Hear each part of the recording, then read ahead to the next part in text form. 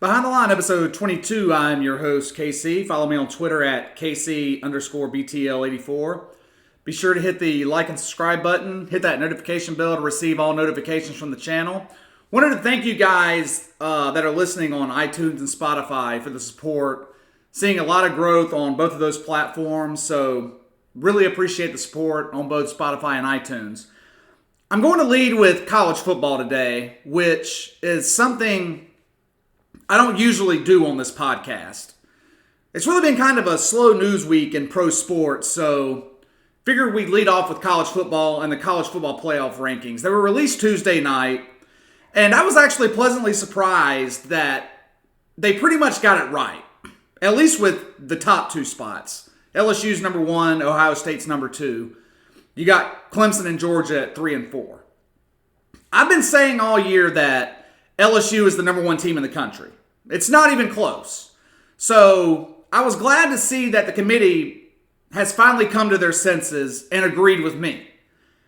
I've got no issue with Ohio State being ranked at number 2. But I don't think that Clemson has any business being number 3. I went over the reasons why I think that Clemson shouldn't be in the playoffs even if they go undefeated on Tuesday's podcast. I'm not going to go into all that again. If you want to know why I think Clemson shouldn't be in the playoffs, go listen to Tuesday's show. I've also got a problem with Georgia being at number 4. Georgia lost to South Carolina at home. They lost to a South Carolina team who was beaten by North Carolina, who's 4 and 5 right now. Missouri, who's 5 and 4. Hell, South Carolina lost to fucking Tennessee by 20 points. They lost to Appalachian State at home. This same shitty Gamecocks team went to Athens and beat Georgia. And they're going to rank the Bulldogs over a one-loss Penn State team whose one loss was on the road against a tough Minnesota offense. Clearly, the SEC bias is alive. Alabama's sitting at number 5 outside of the playoff picture.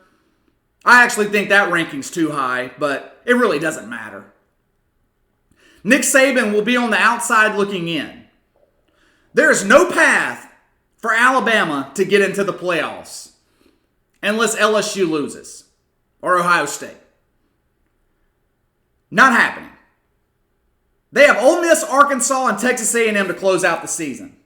This is why I've been saying all year they need to punish these teams for playing weak schedules. Nick Saban's getting exactly what he deserves. Dabo Swinney, to be honest with you, he should be right there with him. Maybe if this happens every year, they will start scheduling tougher out-of-conference opponents. Both Alabama and Clemson, both of their schedules are embarrassments. Say Alabama wins out. They beat Auburn on the road in a couple of weeks. They still should not make the playoffs. Clemson, in my opinion, shouldn't make the playoffs, period, because they haven't played a ranked team all year. And they will end the season without playing a ranked opponent. I'm sure these rankings will change a couple of times over the last few weeks of the season. Penn State's got a brutal stretch to close out the year. They just went on the road against Minnesota. This week they've got number 24 Indiana at home. Then they travel to Columbus to play Ohio State. This is the type of schedule I can live with. Penn State will have played 5 ranked teams this season. I can live with a schedule like that. I told you on Tuesday, I'd put a 2-loss Penn State team in the playoffs over both Alabama and Clemson, just based off the strength of schedule alone. Now, if the playoffs started today, we'd have LSU against Georgia, Ohio State against Clemson. I have absolutely no interest in seeing LSU play Georgia. I think the Tigers will run them off the field. They'll win that game by 14-plus points. As far as other bowl game projection goes, who fucking cares? These bowl games are useless, they're meaningless, and for the most part, they're just downright boring.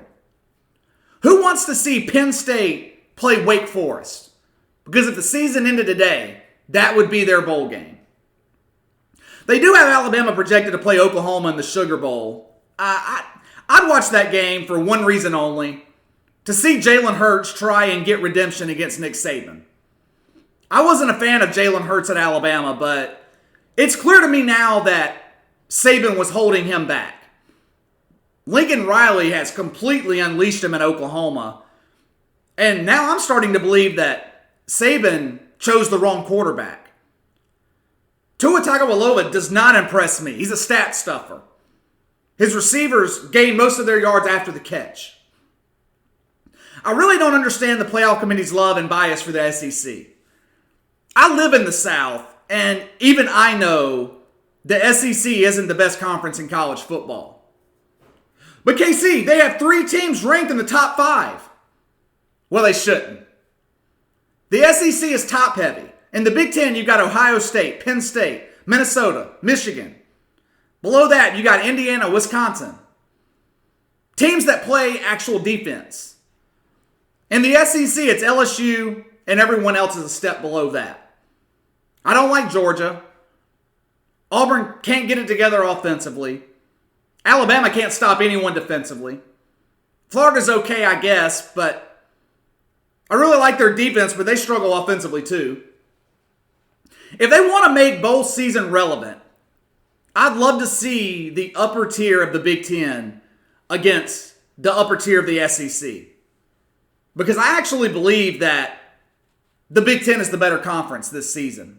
All right, let's get to a bit of NFL news. Colin Kaepernick is getting a private workout on Saturday where representatives from all 32 NFL teams have been invited to attend. Attendance is not mandatory. Now, this story kind of came out of nowhere on Wednesday morning, considering the NFL front office and the owners have basically colluded to keep him out of the league for the past couple of seasons. I think what happened to Colin Kaepernick the past couple of years is egregious. I don't care how you feel about him kneeling during the national anthem. I don't feel it was right for the NFL to basically blackball him and kick him out of the league for that. Whether you want to believe it or not, him kneeling during the anthem wasn't him being disrespectful to the military. The damn military is actually where he got the idea to kneel. Go Google the story yourself and you'll see what I'm talking about. I could go on and on about that, but let's get to the story at hand. This whole situation feels a bit weird to me. The NFL calls up Kaepernick out of the blue and asks if he'd like to have this private workout this coming Saturday, tomorrow.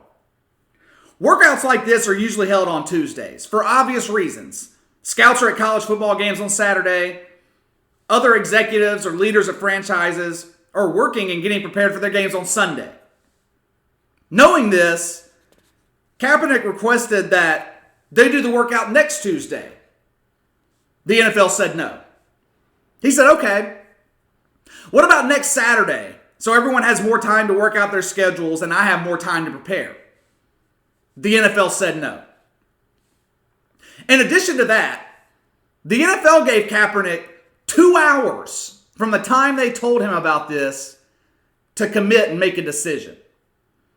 Not exactly a lot of time to rearrange your entire schedule and figure a way to get to Atlanta in 3 days.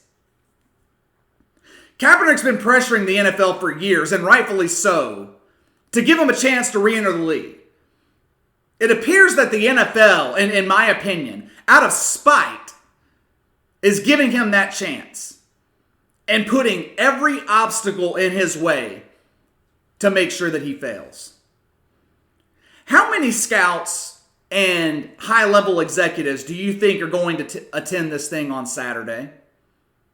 We're in the middle of the college and NFL season. These guys don't have the time right now to fly to Atlanta, scout Colin Kaepernick, then fly back to wherever their respective teams are playing on Sunday. Secondly, why are they treating Kaepernick like some fresh-faced rookie, some draft prospect? We've already seen what he can do. He's been in the league for, 5, 6, 7 years before all this went down. You know he can play on the field. Michael Vick went to fucking federal prison for dogfighting. I don't remember him having to do something like this to get back in the league. You've had guys miss entire seasons for drug-related or domestic violence issues. Josh Gordon comes to mind on, missing seasons for drugs and rehab. The NFL didn't do this to him. So what this basically tells me is, all because Colin Kaepernick ruffled some political feathers, brought attention to an issue that people were clearly divided on, and cost the NFL millions of dollars in advertising and lost TV ratings that they're just now bouncing back from. That the league is going to extend this, quote, olive branch with no intention of Colin Kaepernick getting a fair chance. It's bullshit. I feel bad for Colin Kaepernick. Unfortunately for him, Donald Trump used him as political bait and spun his entire movement into something that was anti-military. And the sheep of America bought it hook, line, and sinker. Like I said earlier, it cost the NFL millions. I'm not going to deny that. Ratings were down for a year or two. They bounced back in a big way this year. But obviously the league is nervous about giving him another chance. But it should have never come to this to begin with. Whether or not Kaepernick can still play like he did 3 or 4 years ago when he went to the Super Bowl that year, I don't know. He hasn't played since 2017. He's 32 years old.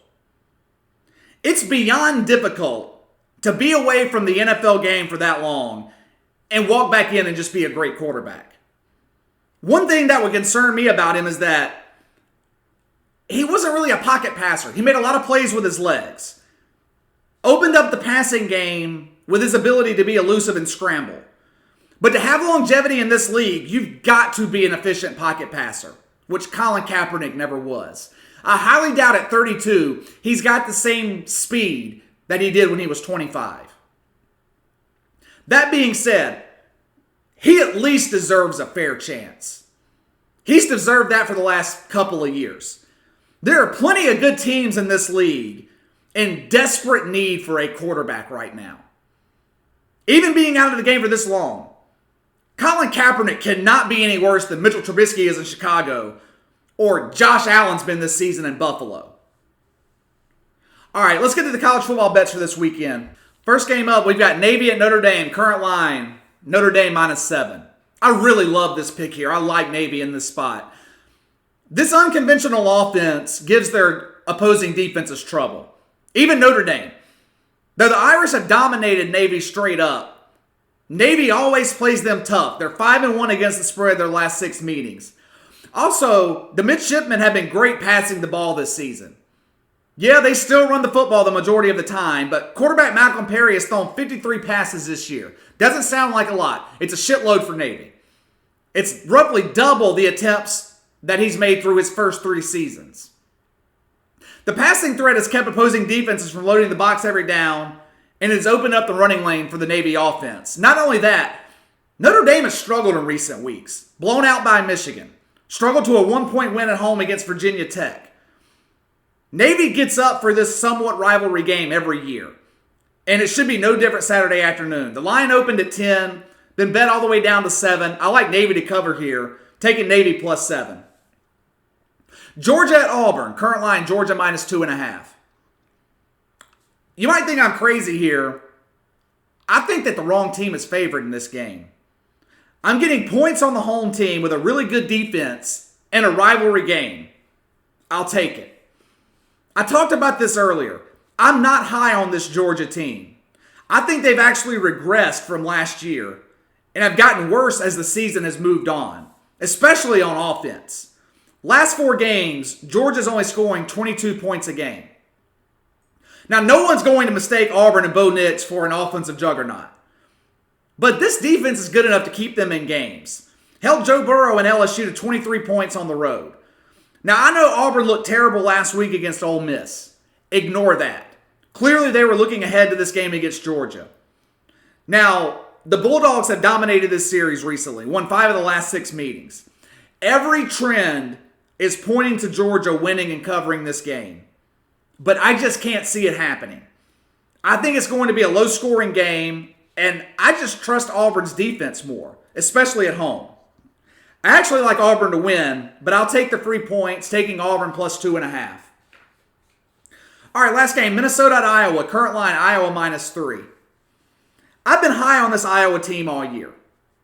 We've backed them several times on this podcast. I really like this team when they're playing at home, but I'm not backing them this week. I like Minnesota in this spot. Minnesota is one of these college teams with an undefeated record that hadn't really played a tough game all season until last week against Penn State. But this is going to be the first true road test of the year for Minnesota. This is a spot where I'm strictly playing the number. Iowa's offense is god-awful. This is a team that relies heavily on their defense. 3 points against Michigan. 12 scored at home against Penn State. I just don't think they're going to be able to keep up for 4 quarters against the high-scoring Minnesota offense. Everyone in the country knows that Penn State has an elite defense. Minnesota put up 31 on them. Marched 95 yards on their opening possession that ended in a touchdown. Quarterback Tanner Morgan was dominant, 18 of 20 for 339 yards. He carved up Penn State that entire game. I think the same thing happens against Iowa. I've seen people talking about this being a letdown game for Minnesota. Are you fucking kidding me? Going on the road in a conference game against a ranked opponent with an opportunity to pretty much clinch the Big Ten West with a win, I'm positive that they'll be up for this game. This is not a letdown spot. Minnesota's 7-up straight up and against the spread their last 7 games against the Big Ten. They make it 8 straight on Saturday. I like them to win this game, but I'm going to take the free field goal, taking Minnesota +3. All right, just to recap, we're taking Navy +7, Auburn +2.5, and Minnesota +3. Like the Dogs this weekend, obviously, in college football. I really, really like the Auburn and Minnesota picks. I think the lines are wrong in both of those games. Before I get out of here, I wanted to follow up on a story I covered on Tuesday's podcast. Memphis center James Wiseman has dropped his lawsuit against the NCAA, and now Memphis has declared him ineligible. They're applying for reinstatement. Who knows how long that process is going to take? Who knows if this kid's going to be back this season? I can tell you for certain he won't be back next year. I think this is a real problem. I'm not going to go into my full opinion on this. Go back and listen to Tuesday's podcast if you want to hear what I think of this mess. But I think we're going to see more and more NBA level players skip college basketball altogether, which is going to destroy a college sport that is absolutely dying already. We watch college basketball 1 month a year, and the only reason we watch it then is because we're in tournament pools. Most of the time going into March Madness, you can't name 2 or 3 college players that are playing in that tournament. College basketball used to be huge in this country. That's no longer the case. You would think that the NCAA would be doing everything in its power to entice these superstar players to play college basketball. Instead, they're doing everything they can to make them not want to play. There are no superstar college basketball players anymore. Zion Williamson last year was the first mainstream, transcendent type player that we've seen in college basketball the last 20 or so years. I talk about it in the NBA all the time. We watch the league for the superstars. College basketball used to have them. Now that they don't, the sport is dying a slow and painful death. All right, that's all for today. Hit the like and subscribe button. Leave a comment with your college bets for this weekend. If there's anything you guys want me to cover, let me know in the comments section or hit me up on Twitter at KC_BTL84. I'll be back tomorrow morning with my NFL plays for Sunday. I'll see you then.